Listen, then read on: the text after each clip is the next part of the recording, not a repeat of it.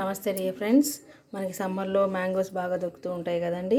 ఈ మామిడికాయ పప్పు వేసుకోవాలన్నా, లేకపోతే మనకి ఆకుకూరల్లో మ్యాంగో వేసుకొని వండుకోవాలన్నా కూడా మిగతా టైంలలో మనకు దొరకవు. కాబట్టి ఆ దొరికినటువంటి టైంలో వాటిని మనం ఒరుగులుగా ఏ విధంగా చేసుకోవాలో చూపిస్తానండి.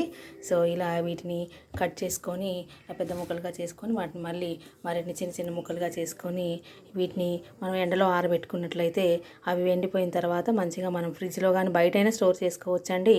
మనకి ఎప్పుడు పప్పు వేసుకోవాలనిపించిన, అంటే మామిడికాయలు దొరికినటువంటి టైంలో మనము మామిడికాయ పప్పు కానీ లేకపోతే ఆకుకూరల్లో వేసుకోవాలన్నా, మామిడికాయని మన చింతపండు బదులుగా కూడా దీన్ని యూజ్ చేయొచ్చు. సో ఇది చాలా టేస్టీగా ఉంటుంది. మామిడికాయతో చేసినటువంటి పప్పు అనేది ప్రతి ఒక్కరికి ఇష్టమని భావిస్తున్నాను. కాబట్టి ఈ విధంగా ఒరుగులు చేసుకొని మనము స్టోర్ చేసుకున్నట్లయితే సంవత్సరాంతము ఉంటాయండి.